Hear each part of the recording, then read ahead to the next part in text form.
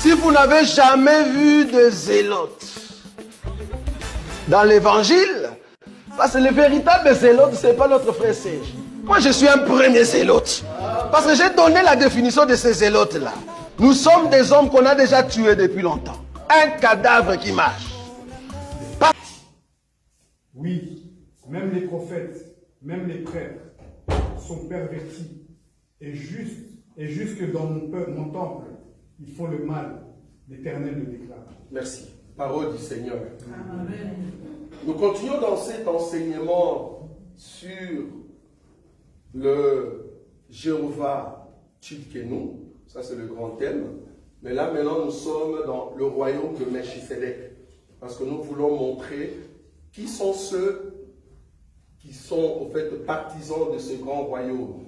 Nous avons dit que, premièrement, tu dois être comment? Au fait, appelé. Ça, c'est sur la terre. Mais nous avons dit qu'avant d'être appelé, il faut que tu sois prédestiné. Avant d'être prédestiné, il faut que Dieu te connaisse en avance. Je crois que c'est le Romains chapitre 8 qu'on avait lu la fois passée. Hein? Ceux qu'il a connus d'avance. Vous voyez cette écriture? Voilà. Ceux qu'il a connus d'avance, il les a prédestinés à être semblables à qui? À son fils, son fils unique. On est d'accord? Et ceux qu'il a prédestinés, il les a aussi appelés. Okay. Donc nous avons vu la prédestination, nous avons vu l'appel. Et nous avons vu quoi? Nous avons vu la fois passée les 4 sortes d'appels. Nous avons vu que Dieu a appelé André qui est venu par le biais de Jean-Baptiste. André va aller chercher Pierre. Et il y a eu aussi Philippe qui est parti aussi chercher Nathanaël. Et nous avons vu aussi l'appel de Paul. Lui qui était un persécuteur, un criminel. Donc chacun d'eux a eu en fait des appels différents. C'est-à-dire quand Dieu t'appelle, il t'appelle par rapport à l'origine là où tu te trouves. Mais c'est pendant quand tu viens, tu commences à entrer dans la marche, il faut qu'il y ait ce qu'on appelle la repentance, la conversion. Là, je suis encore dans la doctrine. La conversion, donc la repentance et la conversion. Ok. Maintenant, quand tu finis au fait de la repentance et la conversion, vouloir ou pas, tu dois venir maintenant à la croix. C'est à la croix qu'il y a maintenant ce que nous appelons la porte. Tout chrétien, obligatoirement, tu dois passer par la croix. Donc, pour que je sache que tu es chrétien, je dois voir en toi le signe de la croix. Or, c'est quoi le signe de la croix? Mais c'est le sang. C'est pour cela, nous croyons que tout chrétien porte le sang. Amen. Pourquoi? Parce que c'est la vie. La Bible dit, l'âme de Dieu, c'est son sang. Ou l'âme de l'animal, c'est son sang. Donc, si tu es chrétien, partout tu pars. Parce que quand l'ennemi te regarde, qu'est-ce qu'il voit? Il ne voit pas la chair. Il voit le sang. De la même manière que en Égypte, souvenez-vous que l'esprit de mort qui était venu, il ne recherchait pas au fait la maison des Juifs. Non. Il n'avait pas besoin de la maison des Juifs. Il recherchait quoi? Quelle est la maison qui a le signe du sang pour que je n'entre pas? C'est juste ça. C'est-à-dire, si tu viens habiter chez moi et que tu as vu le sang, l'ennemi ne te touchera plus. Pourquoi? Parce qu'à cause du sang. Bon, imagine, moi je viens habiter chez toi et que nous ne mettons pas les signes du sang. Et il entre. Je ne sais pas si vous voyez la différence. Donc, le sang, c'est le signe de Christ marqué sur nous, dans notre cœur, parce que nous sommes la maison de Dieu. Ça, nous savons. Vous êtes le temple du Saint-Esprit. C'est lui qui détruira cet temple. Okay, donc nous sommes la maison de Dieu. Le sang en nous, c'est ça l'Esprit de Dieu, l'âme de Dieu. Donc tous ceux qui n'ont pas le sang, vous n'êtes pas chrétiens. Je répète ça. Tous ceux qui n'ont pas le sang de Jésus en eux, vous n'êtes pas de chrétiens. Mais vous n'avez pas la vie de Dieu. Plus grave encore, vous allez dans une église où le pasteur dit, maintenant nous allons invoquer les saints.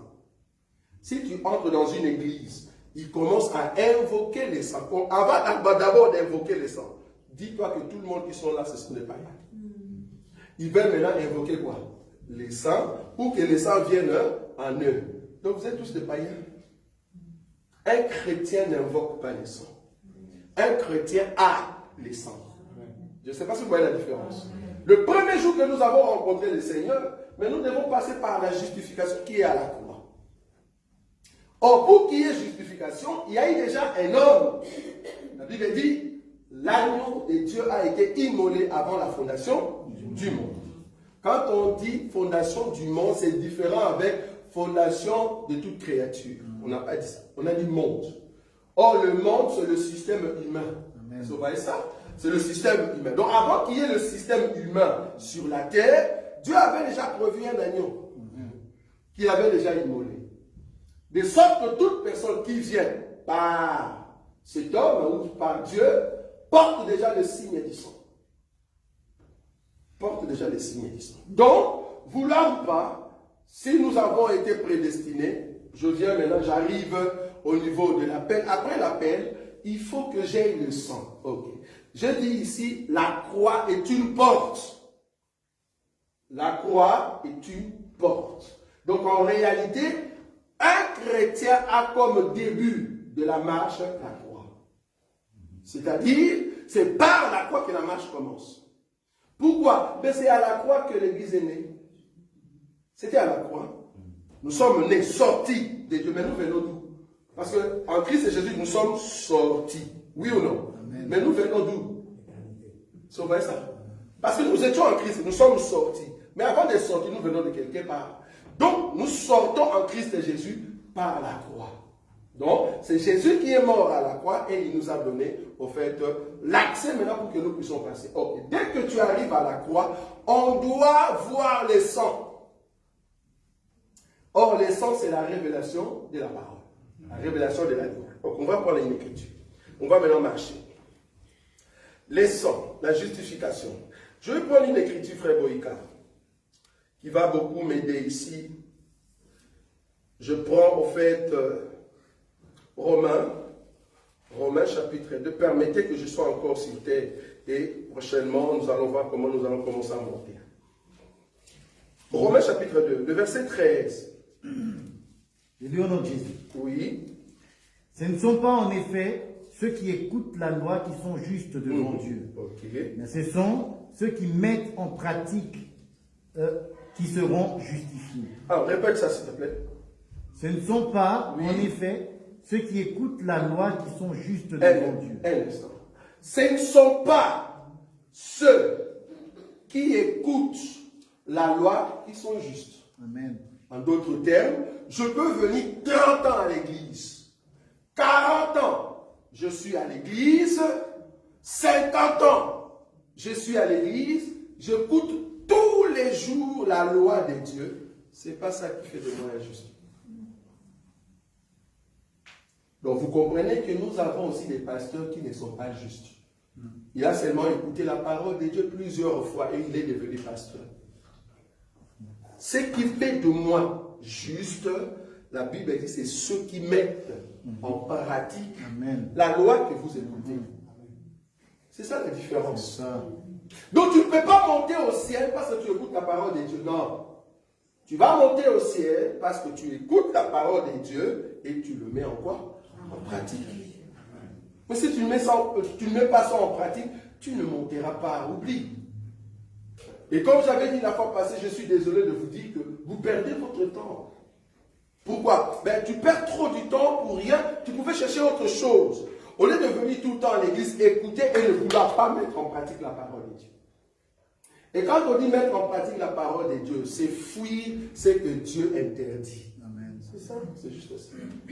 Et j'aime beaucoup le temps de la grâce. Pourquoi? Parce que le temps de la grâce n'est pas difficile par rapport au temps qui vient après. Parce qu'au temps de la grâce, c'est quoi? C'est juste mettre la pratique. Mais c'est en pratique. Mais après, ça ne sera plus la pratique, frère. Ça sera prouve-nous réellement si Jésus-Christ est Dieu. Là, tu dois le prouver par la mort, le chicot. Ça sera terrible. Je préfère encore ces temps ici où on me dit seulement, mets seulement en pratique pour que tu sois sauvé. Bien qu'il y a du mal, ça fait trop mal de mettre en pratique. Parce que il n'y a personne qui aime qu'on puisse lui imposer une loi. Ça, c'est la nature de l'homme. Or, l'enseignement nous impose à être comme Christ. Imagine lui-même qui est venu comme fils, il a dit, Père, s'il était possible, enlève cette coupe, mais que cela ne soit pas selon ma volonté, mais selon ta volonté. Il s'est mis dans la position de fils. Celui qui est obéissant à son papa. Nous aussi, si nous sommes fils, obéissons à la parole. Mettons en pratique la parole. Ok, je continue. Donc là, c'est au fait l'écriture qui prouve que c'est la pratique. Pour que tu sois juste, ce n'est pas en écoutant, c'est en mettant en pratique qu'on devient juste. Ok. Deuxième écriture, Romains, chapitre 3, le verset 20 à 24, frère.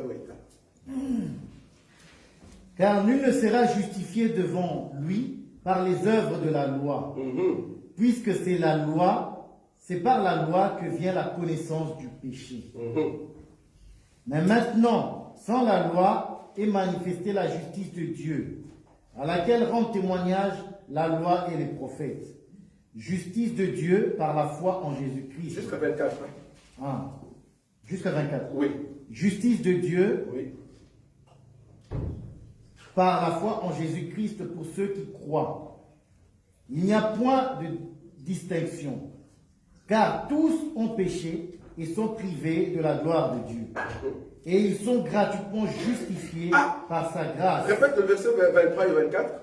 Car tous ont péché et sont privés de la gloire de Dieu. Ok, un instant. Ici, la Bible martèle, en réalité, nous tous, nous étions pécheurs. Oui. Nous tous, nous étions dans le péché. Oui. Personne ne pouvait entrer dans le royaume des cieux. Il fallait que le Christ meure à la croix pour nous donner l'accès. Ok.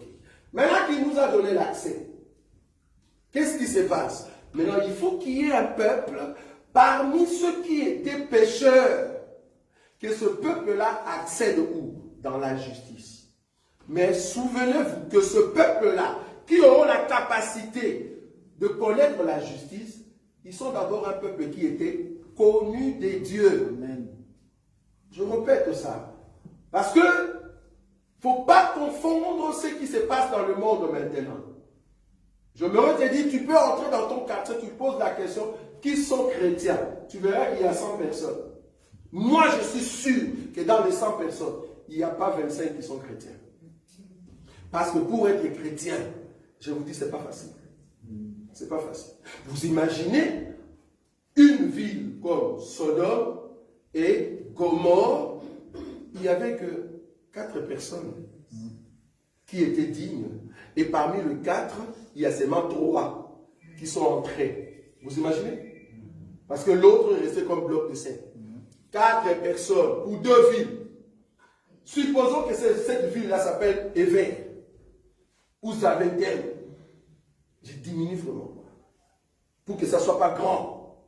Donc, dans 2 villes comme Ever et Zaventem, il y a seulement 4 personnes.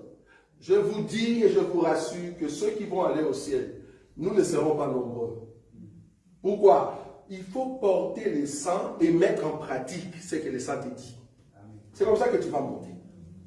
Nous étions pécheurs, oui, mais la Bible continue. Nous étions pécheurs, c'est vrai. Mais remarquez, car tous ont péché et sont privés de la gloire de Dieu. Ça c'est bon. Et ils sont gratuitement justifiés par sa grâce, par le moyen de la rédemption qui est en Jésus-Christ. Ils sont gratuitement. Non. Dieu, Seigneur, qui sont ceux qui reçoivent gratuitement la grâce de Dieu? Je vous dis, il n'y a que le Père qui peut donner quelque chose gratuitement à son enfant. Je répète, il n'y a que le Père qui peut donner quelque chose gratuitement à son enfant. Amen. Je n'ai jamais vu un père qui dit, je te donne ça, tu dois payer. Non. Il n'y a que le Père qui donne gratuitement quelque chose à son enfant. Or, le Père nous a donné gratuitement le salut en Christ Jésus. C'est pour ça que je dis, ce n'est pas tout le monde qui reçoit gratuitement. Maintenant, si on t'a donné ça gratuitement, pourquoi tu ne le mets pas en pratique? C'est parce que tu veux que Dieu puisse te faire payer ce que tu fais. Gratuitement. La gratuité Quelqu'un dit la gratuité de l'enseignement. Nous avons la gratuité de la grâce. Amen. La gratuité de la grâce en Christ et Jésus. Aujourd'hui, pas demain. Parce que demain, il n'y aura pas de gratuité. Demain, tu dois mourir. Mourir. On doit te taper. Tu dois souffrir. Cette souffrance-là, c'est vraiment dans la chair. Maintenant, nous souffrons dans la tête. Je ne sais pas si vous comprenez. Amen. Je souffre par les insultes. Bon, on n'a pas tapé. Ok. Ça va encore. Mais demain, ça sera souffrir dans la chair.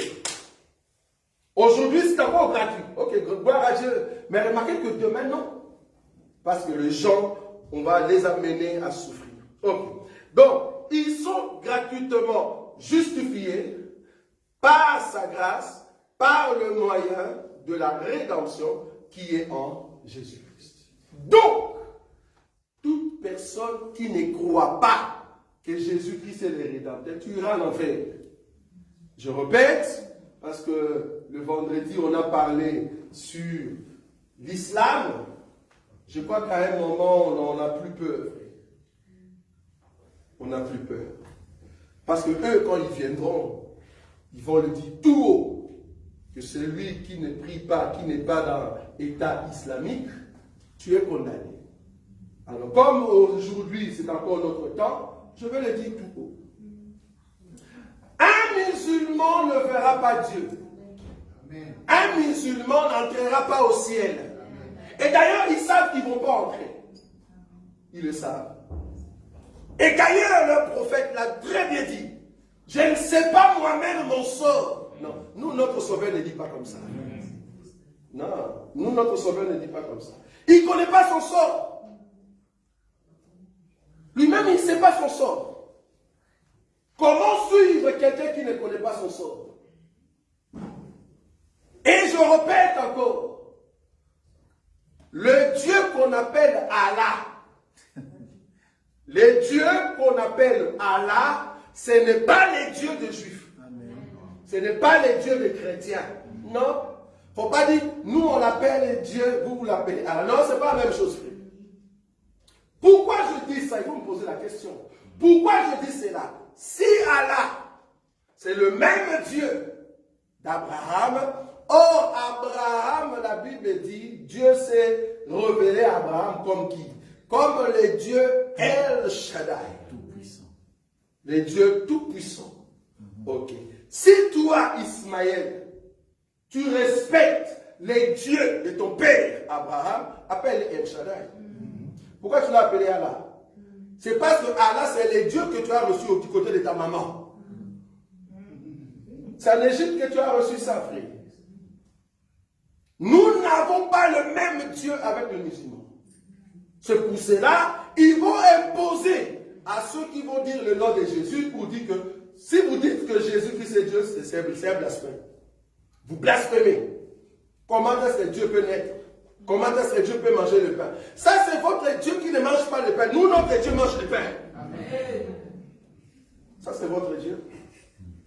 Nous, notre Dieu, il donne des coups. Notre Dieu, il peut mettre des sandales.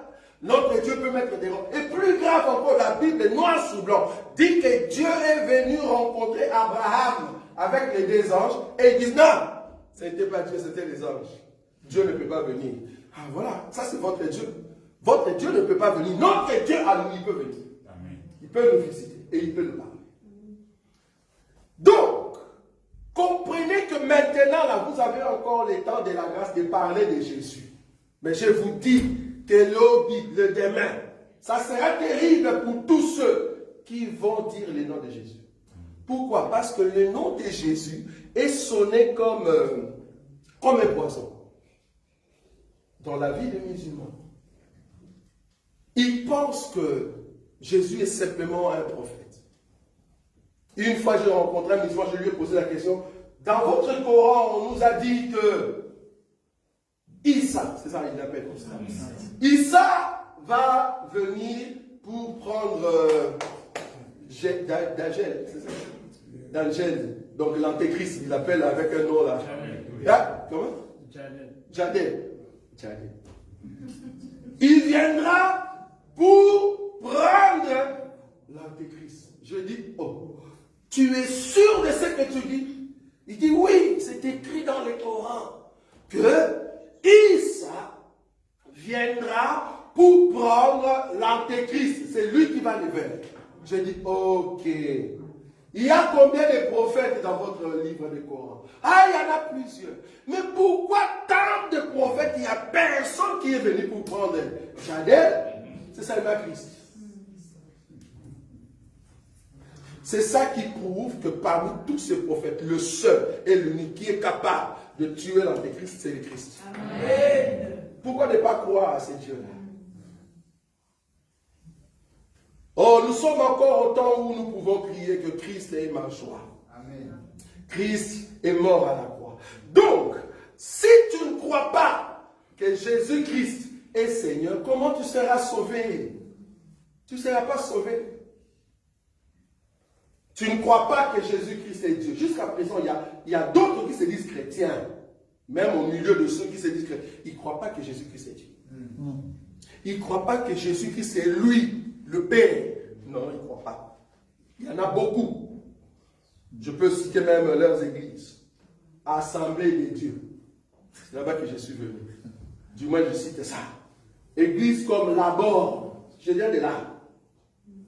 L'église comme la Borne ne croit pas que Jésus, c'est lui le Père. Non, il ne croit pas. Il pense que Jésus, c'est seulement le Fils et qu'il y a un Père. Jésus, c'est lui le Fils, mais il y a le Père. Pose maintenant la question, comment s'appelle le Père? Ils vont te dire Yéhovah. Bon, comment s'appelle le Saint-Esprit? Ah non, Saint-Esprit. Pourquoi? Parce qu'ils sont encore des trinités. Donc, la Trinité règne encore dans ces assemblées. Vous voyez? C'est quoi la Trinité? C'est croire, c'est penser que Dieu est venu sur la terre en venant avec 3 personnes. 3 personnes. C'est-à-dire le Père, le Fils et le Saint-Esprit. Il y a même d'autres qui reçoivent les baptêmes au nom du Père, du Fils et du Saint-Esprit. Parce qu'ils pensent que Dieu est venu sous 3 formes. Or, nous disons que Dieu ne peut pas venir sous 3 formes. Non. Tu ne comprends pas ce qu'on appelle les temps du Père, Amen, les temps du Fils et les temps du Saint-Esprit. Si tu ne crois pas que Jésus-Christ est Seigneur, tu n'iras pas au ciel. Amen. Ça, c'est par rapport à Romains chapitre 3.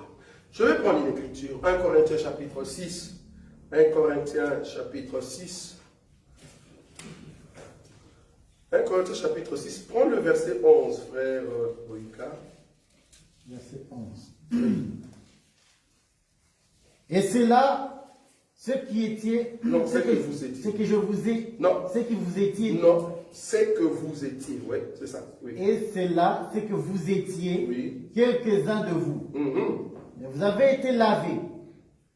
Mais vous avez été sanctifiés. Mais vous avez été justifiés au nom du Seigneur Jésus-Christ. Et par l'Esprit de notre Dieu. Répète ça, s'il te plaît. Et c'est là ce que vous étiez. Mais qu'est-ce que nous étions? Regarde un peu le verset 10, tu peux remonter. Voir même le verset 9. Oui. Ne savez-vous pas que les injustes n'hériteront point le royaume de Dieu? Ne vous y trompez pas. Ni les impudiques, ni les idolâtres, ni les adultères, ni les efféminés, ni les infâmes, ni les voleurs, ni les cupides, ni les ivrognes, ni les outrageux, ni les ravisseurs n'hériteront le royaume de Dieu. Répète un peu, alors, ni adultère. Ni les adultères, Continue. ni les efféminés, Oui, après. ni les infâmes. Infâme.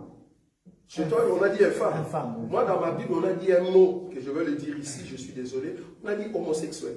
Mais c'est ça? Je ne sais pas chez vous, qu'est-ce qu'on a dit? C'est ça, les infâmes. Chez moi, on a dit homosexuel. Infamie. Mais non, c'est avec ce mot-là que je voulais venir.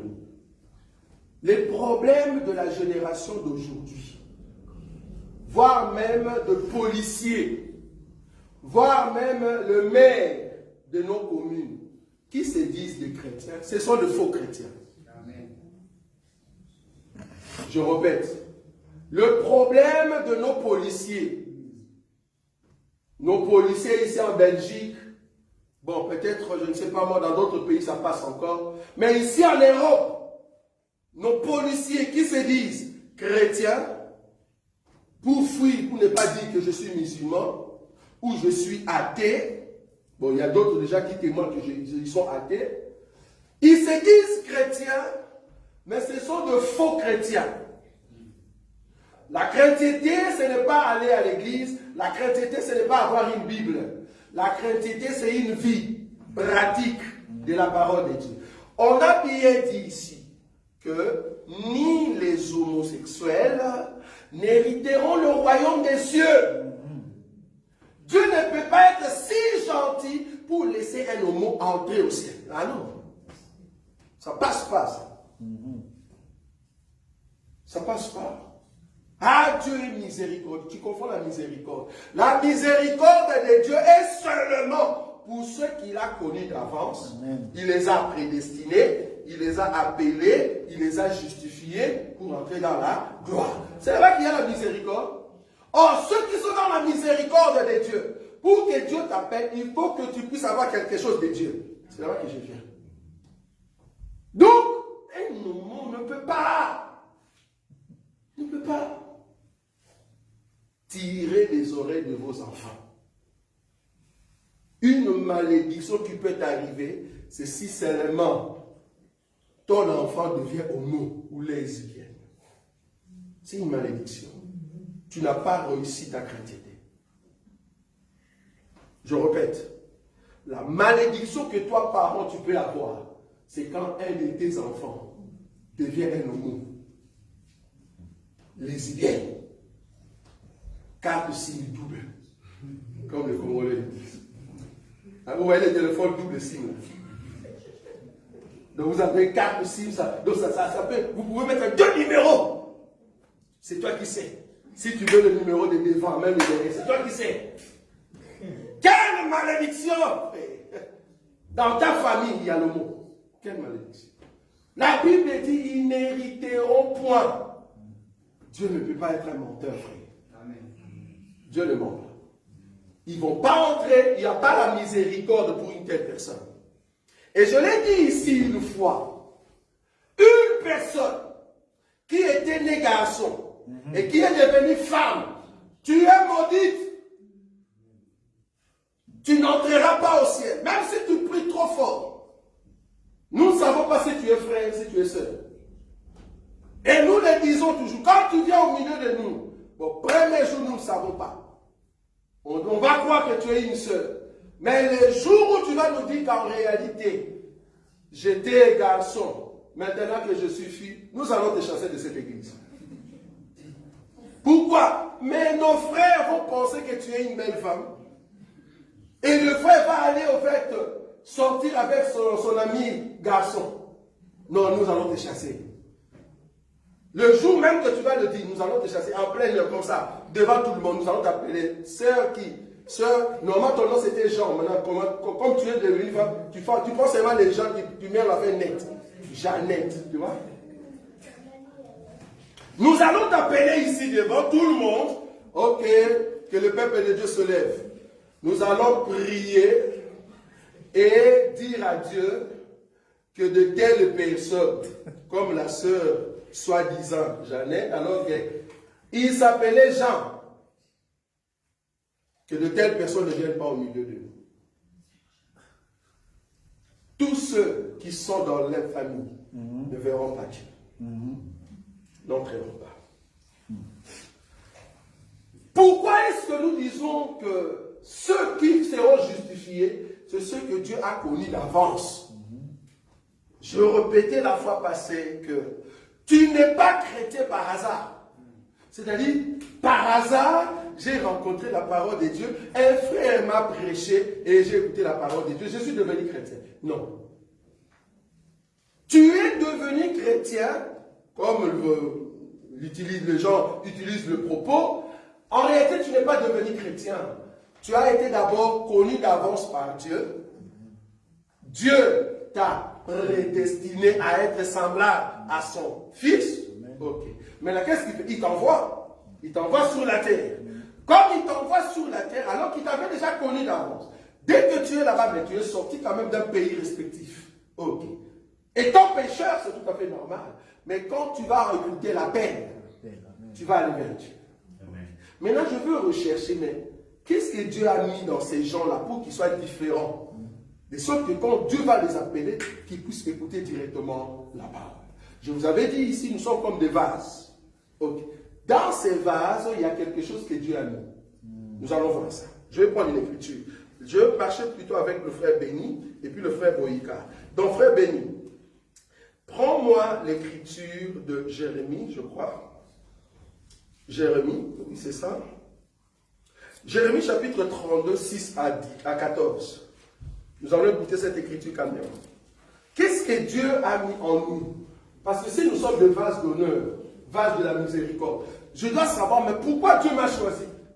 Et pourquoi je mets en pratique la parole de Dieu? Pourquoi l'autre ne peut pas mettre la parole de Dieu en pratique? On y va, Jérémie. Jérémie dit, l'Éternel m'a adressé la parole en ces termes. Anamaël, le fils de ton oncle Shalom, va venir te voir pour te proposer d'acheter son champ situé à Anatote. Car, en vertu du droit de rachat, c'est à toi de l'acquérir. Effectivement, mon cousin Anamaël vint me trouver dans la cour du corps de Gad, comme l'Éternel me l'avait annoncé. Et il me dit, achète, s'il te plaît, le champ que je possède à Anatote, dans le territoire de Benjamin, car par la loi d'héritage, tu as, en vertu du droit de rachat, priorité pour l'acquérir. Achète-le donc pour toi. Alors je sus que l'Éternel m'avait bien parlé. J'achetai donc à mon cousin Anamaël le champ qui se trouvait à Anatote, et je lui en payai le prix de 17 pièces d'argent. Je rédigeai l'acte de vente, j'y mis mon sceau en présence des témoins que j'avais convoqués. Répète le verset 10. Je rédigeai l'acte de vente. Oui. J'y mis mon sceau en présence des témoins que j'avais convoqués. Donc ici, qu'est-ce que Jérémie va faire? Ici, chez moi, on a dit, j'écrivis un contrat. Dans ma version, on dit, j'écrivis un contrat. Ça va? Il a écrit un contrat parce qu'il doit acheter un terrain. Or, le terrain est matériel, mais pour que ce terrain puisse m'appartenir, je commence par l'administration. Vous voyez? Donc, il commence par l'administration. Qu'est-ce qu'il fait? Il prend un contrat, il écrit un contrat de ces terrains et il met un cachet. Le sceau. Or, les cachets, je vous avais dit une fois ici, les cachets, c'était comme une signature. C'est-à-dire, c'est moi qui approuve que ces champs m'appartiennent, mais administrativement. Est-ce que vous voyez ça? Le terrain est matériel quelque part. Tous ceux qui passent, il faut un terrain. Mais ça appartient à qui? Ça appartient à la personne qui possède les contrats cachetés. Je ne sais pas si vous voyez ça. Est-ce que nous sommes d'accord? Continue. Puis je pesai l'argent sur une balance. Ensuite, je pris l'acte de vente. Puis je pris le contrat d'acquisition. Qui était scellé. Oui. Où figuraient les stipulations et les clauses de la transaction. Oui. Ainsi que l'exemplaire qui était ouvert. Oui, 12. Et je remis l'acte de vente à Baruch, fils de Néria, fils de Marséa, en présence de mon cousin Anamaël et des témoins qui avaient signé l'acte sous les yeux de tous les Judéens qui étaient assis dans la cour du corps de garde. Très bien.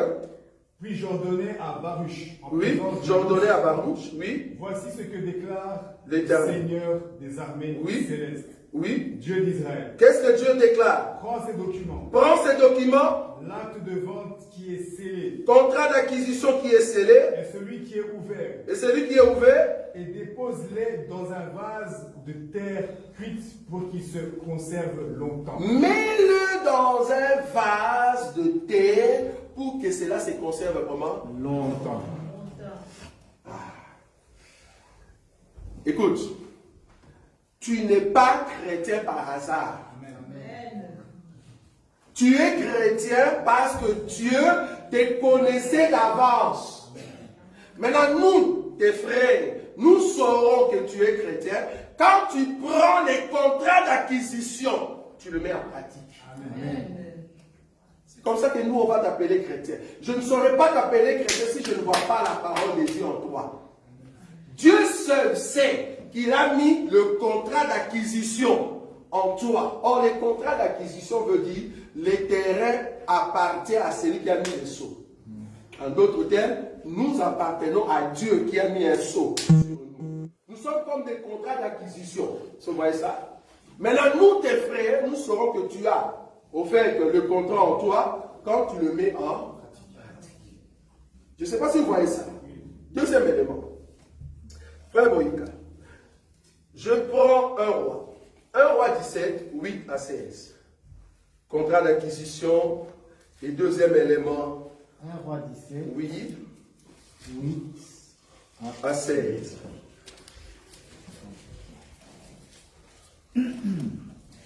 Alors la parole de l'Éternel fut adressée en ce mot. Oui. Lève-toi, va à Sarepta, qui appartient à Sidon, et demeure là. Voici, j'y ai ordonné à une femme veuve de te nourrir. Il se leva et il alla à Sarepta. Comme il arriva à l'entrée de la ville, voici, il y avait là une femme veuve qui ramassait du bois. Il l'appela et dit, va me chercher, je te prie un peu d'eau dans un vase, afin que je boive. Et elle alla en chercher. Il appela de nouveau et dit, apporte-moi, je te prie, un morceau de pain dans ta main. Et elle répondit, l'Éternel, ton Dieu, est vivant.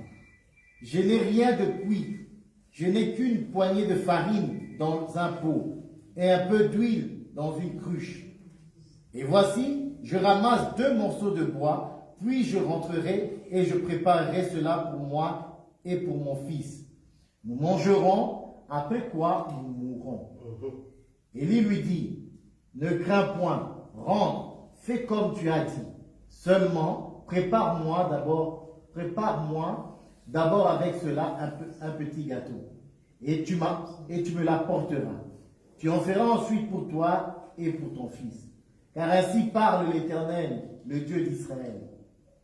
La farine qui est dans le pot ne manquera point, et l'huile qui est dans la cruche ne diminuera point, jusqu'au jour où l'Éternel fera tomber de la pluie sur la face du sol. Parole du Seigneur. Amen. Élie, Dieu l'envoie dans la maison d'une veuve. La veuve, ce jour-là, pour elle, elle se disait, c'est le dernier jour. Pourquoi? Ben, je vais prendre du bois avec l'huile qui est à la maison et la quantité de farine. Je vais préparer, moi et mon fils, nous allons mourir. L'huile qui était dans sa maison, qu'elle avait toujours l'habitude d'utiliser, la farine qu'elle utilisait, mais ce jour-là, c'est la petite quantité qui était restée. Fallait attendre la présence d'Élie. Or, Élie veut dire le Père. Fallait attendre la présence du Père dans la maison de la veuve pour que la petite quantité reçoive ce qu'on appelle le miracle de Dieu. Vous voyez ça? Donc, dans ces cruches-là, il y avait la quantité d'huile. Mais la quantité d'huile ne pouvait pas demeurer longtemps dans la cruche, étant donné qu'il n'y a pas une parole de Père Élie. Je ne sais pas si vous voyez ça. Qu'est-ce que je veux dire? En nous, nous avons les contrats d'acquisition. Oui.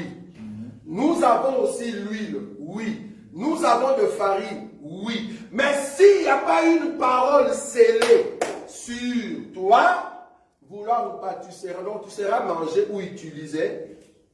Et c'est fini. Parce que tu ne connais pas le miracle dans ta vie. Nous connaissons le miracle par la parole. C'est la parole qui vient nous rappeler ce que nous sommes. Quand la Bible dit, tu ne mourras pas, tu vivras. C'est une parole certaine. Nous croyons cette parole parce que le Seigneur a prononcé cela. Donc, Élie, qui est le type du Père, qui vient ici apporter un miracle, non pas à la femme, non. Le miracle, c'est dans le vase d'huile. C'est-à-dire, à chaque fois que la femme va prendre l'huile et mettre, à l'intérieur, ça ne descend pas. Donc c'est le vase qui reçoit le miracle. Donc si tu veux être le canal de bénédiction pour beaucoup, pour que tu donnes la bénédiction, vouloir ou pas, tu as besoin de la parole d'Élie. Amen. Tu as besoin de la parole d'Élie. Sans la parole d'Élie, tu ne peux pas aller jusqu'au bout. Je rajoute maintenant un cinquième élément. Là, c'était la justification. Nous sommes justifiés par le sang de Jésus. Maintenant, après la justification, parce que je viens d'ouvrir une porte. J'arrive à la porte et il y a le sang sur moi. Je passe de l'autre côté. Maintenant, de l'autre côté, qu'est-ce qui fait que je peux continuer à marcher? C'est ce qu'on appelle la sanctification. C'est quoi la sanctification? La sanctification veut dire, j'ai le sang sur moi, je marche maintenant avec la parole de Dieu et je le mets en pratique. Comme je le mets en pratique, vouloir ou pas, je verrai Dieu. C'est la sanctification. Je prends une écriture. Jean chapitre 15, frère béni, à partir du premier verset jusqu'au 3e, je crois. Je suis le vrai plan de vigne, et mon père est le vigneron. Ah, la version du frère béni est un peu différente. C'est quelle version ça? Français courant, c'est même. Ok, je prends ma version. Je suis le vrai cep, et mon père est le vigneron. Ça va? 2. Tout sarment qui est en moi et qui ne porte pas de fruits, il les retranche, et tout sarment qui porte du fruit, il les monte, afin qu'il porte encore plus de fruits. 3. Déjà, vous êtes purs. Vous avez vu ça? Déjà, vous êtes purs à cause de la parole que je vous ai Annoncé. En d'autres termes, vous êtes purs à cause de la parole que je vous ai annoncée. Mais pour recevoir la purification qui vient des dieux, il faut que cette parole, tu puisses croire à cela. Judas ne croyait pas à Jésus. Judas ne croyait pas en Jésus. Mais le Pierre, ils croyaient en Jésus. Ils ont reçu la purification à partir de la parole. Donc cette parole, gravée dans leur cœur comme étant le sang, vouloir ou pas, ils marchent maintenant au fait dans la pureté d'esprit. Donc, une personne qui est passée par la justification, en réalité, cette personne doit marcher dans la sanctification. Donc, quelqu'un nous a posé, parce que c'était la question de l'examen, parce que papa Mbembe n'était pas là. J'ai posé la question, dans notre clé tabernacle, essaye un peu de localiser le lieu très saint dans la structure de l'arbre fruitier. Ça va? C'était une question. Ben, c'était facile. Bon, c'était facile pour ceux qui comprennent en fait qu'est-ce qu'on appelle. Ça, c'est notre arbre. Voilà, notre arbre est là. Et ça, c'est la terre. Et là, en bas, nous avons en fait la racine. Là, nous avons le tronc. Et là, nous avons sarment plus fruit. Plus fruit. Voilà. Donc, nous avons sarment plus fruit. Et là, nous avons le tronc. Et là, nous avons la racine. Okay. Jésus dit, je suis le vrai cep. En d'autres termes, bon, ou cep, hein, c'est ça. Cep, c'est ça. Tronc ou cep. Okay. Je suis le vrai cep. Vous êtes des sarments. C'est-à-dire, si tu restes attaché au tronc, vouloir ou pas, tu porteras beaucoup de fruits. Mais si tu tombes, c'est-à-dire tu ne peux plus attacher au tronc, ben, tu seras séché, c'est tout à fait normal, tu n'auras pas de fruits. Okay. Maintenant, dans la structure du tabernacle, vous savez que le tabernacle est réparti en 3, c'est-à-dire parvis, lieu saint et lieu très saint. Or, pour arriver au lieu très saint, il y a un rideau. Donc, l'élément clé qui va faire que tu puisses comprendre où se trouvent les lieux très saints, c'est les rideaux. Dès que tu vois le rideau, tu dis, ah, ok. Donc, ce qui vient après, c'est au fait le lieu très saint. Or, ici, parce qu'il y a beaucoup qui ont répondu, ah, c'est les sarments et le fruit. Je vois que la sœur Caroline aussi avait répondu comme ça. Ah, ils ont dit, alors qu'elle avait la bonne réponse, hein, la sœur. Elle avait la bonne réponse, elle a effacé. Elle a effacé parce qu'elle était stressée, et puis elle a mis une fausse réponse. Beaucoup ont dit c'est les sarments. Ah, mais non. Les sarments, tout le monde le voit. Or, les lieux très saints, il n'y a personne qui voit ça. C'est caché. Pour voir ça, il faut ouvrir les rideaux. En d'autres termes, la terre, c'est ça le rideau, qui cache les racines en dessous. Vous voyez ça? Donc la terre, ici, c'est ça les rideaux. Si tu brises les rideaux, alors tu vois les racines. Les racines, c'est ça le lieu très saint. Et d'abord, il y a une écriture qui dit, si les racines sont saintes, l'arbre l'est aussi. Donc, on peut couper cet arbre-là. On coupe tout ça. On coupe tout ça. Ça va? Et on laisse ici. On a déjà vu ça en France. Ça reste comme ça, vouloir ou pas. Comme les racines sont saines, ça va faire quoi? Mais ça pousse. Ça pousse encore. Ça va pousser. Donc la force de l'arbre vient de là. C'est la racine. Et le rideau, c'est au fait, bon, je ne voulais pas poser la question, c'est où le rideau? Bon, sinon personne ne pouvait voir ça. Le rideau, c'est la terre. La terre qui cache, au fait, pour ne pas voir la racine. Donc, le tronc, c'est le lieu, au fait, saint, là où se trouvent les seigneurs, et les arbres, c'est ce que tout le monde peut voir. Donc, cet arbre, au fait, qui porte beaucoup de fruits, c'est parce que cet arbre est soutenu par les troncs. Or, les troncs prend, au fait, sa force à partir de racines. Qu'est-ce que je veux dire par là, pour terminer? Si tu es véritablement chrétien, qui marche dans la sanctification, la force de la sanctification ne vient pas de toi. Amen. Parce que j'ai vu des personnes qui se disent, ah mais je dois m'efforcer pour marcher dans la sanctification. Tu ne sauras pas. Amen. Je te dis, tu ne sauras pas. Amen. C'est pour cela, à chaque fois que tu fais un péché, tu retombes là-bas. Tu retombes là-bas. Tu continues à mentir chaque jour. C'est parce que tu veux faire effort par toi-même. La vie de la sanctification vient de la racine. La pureté vient de la racine. C'est-à-dire, si tu es un enfant de Dieu, comme j'avais dit la fois passée, en réalité, à un moment, il faut dire stop. Toi, tu ne sais pas dire stop au péché, frère. Tu vis tout le temps au péché. Comment tu vas voir Dieu? Comment? Donc, là, on comprend que la racine nous donne de la force parce que la sève, c'est ça le terme? La sève, c'est ça? C'est le liquide qui passe dans l'arbre pour donner la sémence, c'est ça? Or, la sève, ici, c'est comme l'Esprit de Dieu.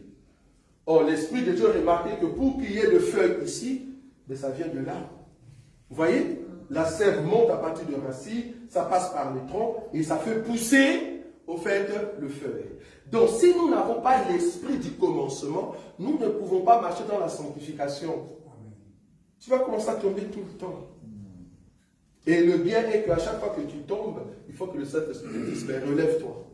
Beaucoup d'entre nous vivent dans la culpabilité. Je suis encore sur terre.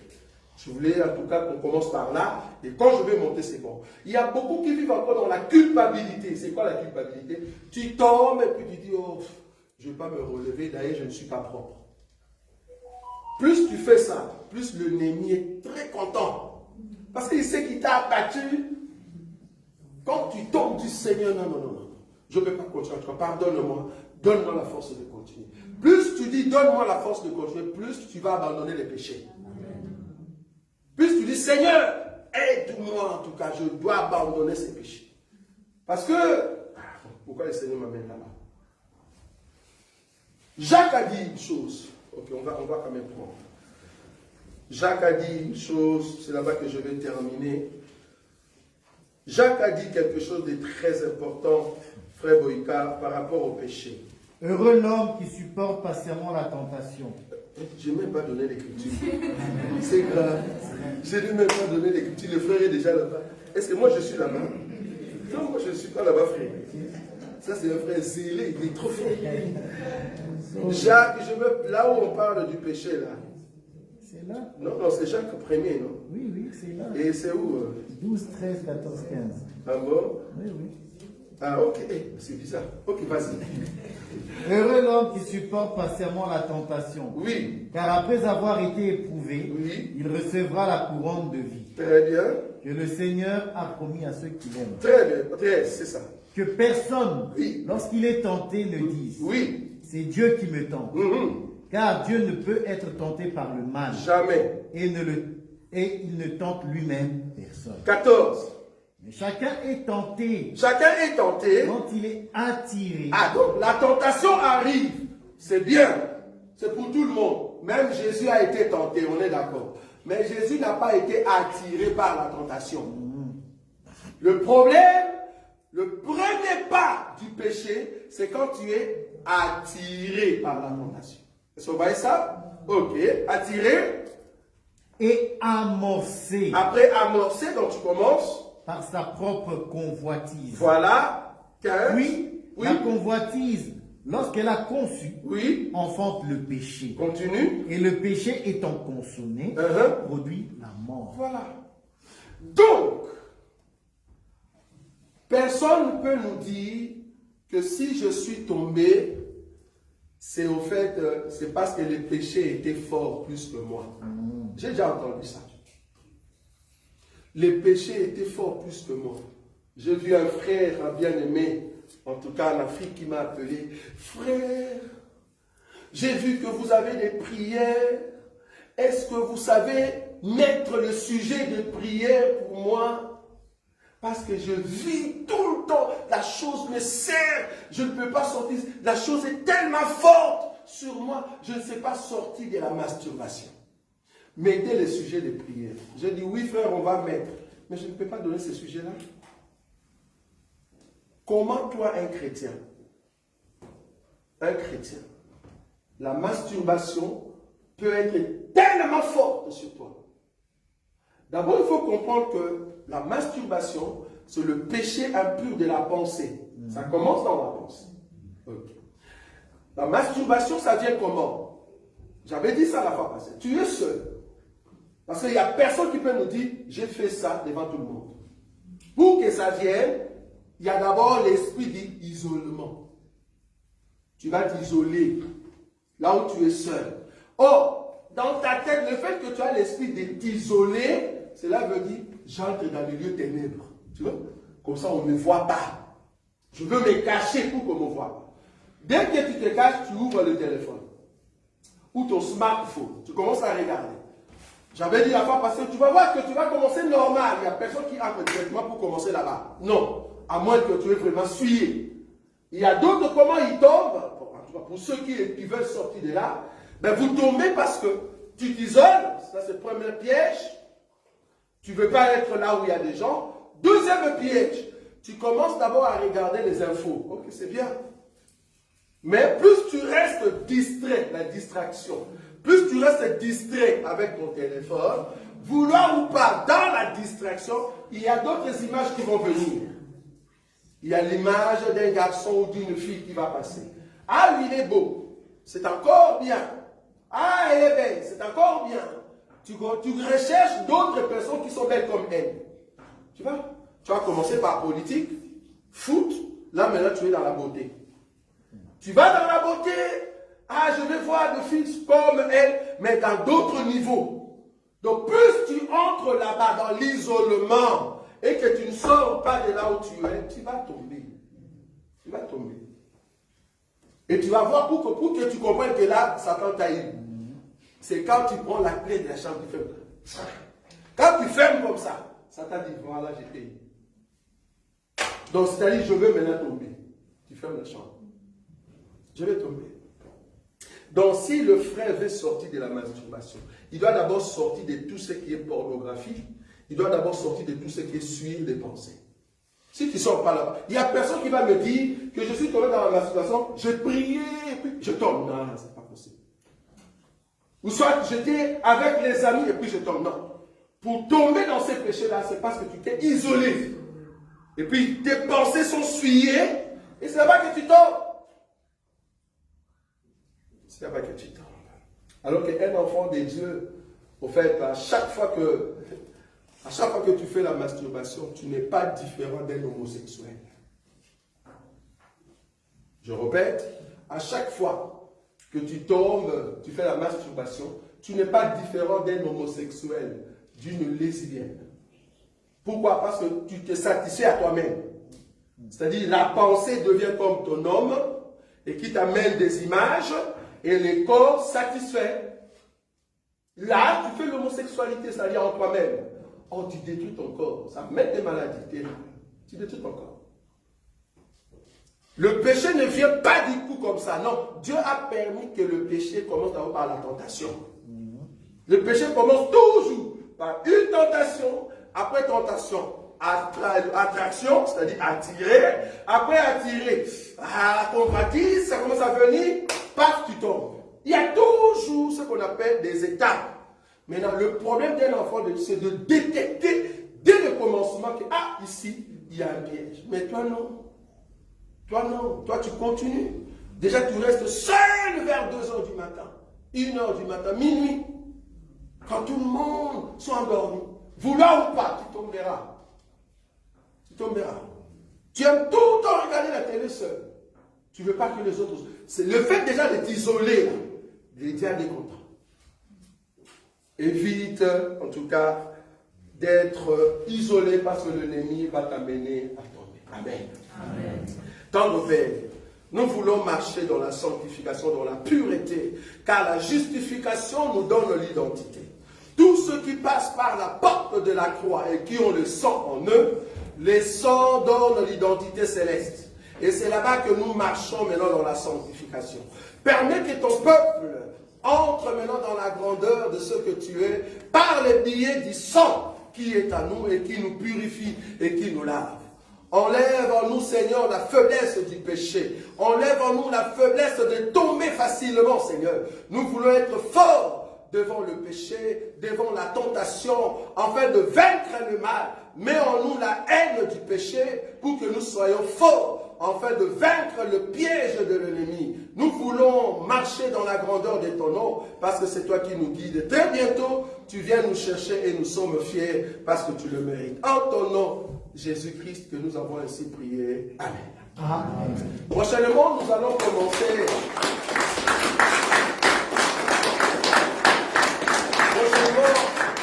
Prochainement, nous allons maintenant voir les ennemis du royaume de Melchisedec. Les ennemis du royaume de Melchisedec. Parce que vous avez compris qu'après la sanctification, ben, c'est la gloire, c'est la perfection. Ça va? Maintenant, nous verrons maintenant les ennemis. Quels sont les ennemis du royaume de la sanctification? Et après cela, maintenant, on peut maintenant voler. Parce que là, vous avez déjà reçu, comme on dit, la base du royaume de Melchisedec. Et là-bas, maintenant, nous volons pour voir la dimension des dieux, mais dans le ciel. Ça va? Parce que ici, nous voulons prêcher sur... bon, j'aime pas le terme. Le terme que le théologien utilise, c'est angéologie. Je ne sais pas si vous voyez ça. Hein? Ils appellent ça angéologie, c'est-à-dire la science qui étudie les anges. Mais moi, ici, je ne vais pas l'appeler angéologie, mais je vais l'appeler, au fait, la révélation des anges. Ça va? Parce que quelqu'un nous a dit, ah ben, il faut prier aussi les anges. Oui, il nous a dit ça. Il dit, mes frères, vous ne priez pas les anges, pourquoi? Les anges sont nos anges gardiens. Je lui ai dit, montre-moi un ange gardien. Il m'a dit Gabriel. Je lui ai dit, est-ce que tu connais Gabriel? Tu ne connais pas Gabriel, tu vois. Donc nous voulons maintenant voir la révélation des anges. Qui sont les anges? Est-ce que tu peux le voir? Moi, j'ai déjà vu un ange. Mais un ange qui était en pantalon normal, qui a acheté la chicoine, frère. Il n'a rien à voir avec les ailes. Quand on dit un ange, ne vois pas l'ange en blanc. La sœur Mireille peut être l'ange de Dieu que Dieu a envoyé. Bon, malheureusement, l'ange ne vient pas en forme de femme.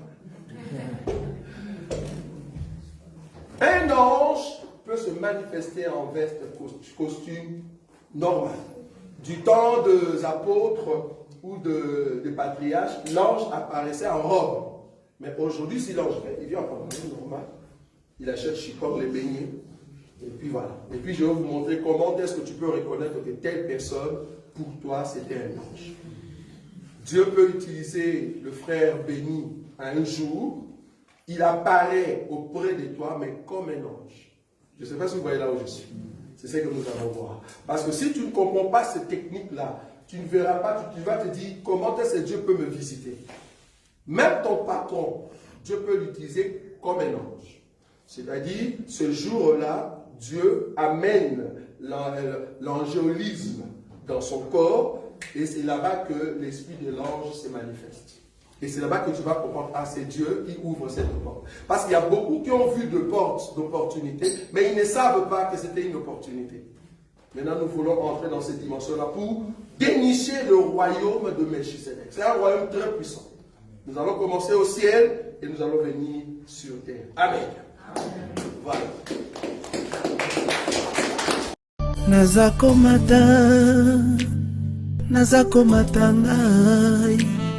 Nazakomata ngai, nga nazakomata.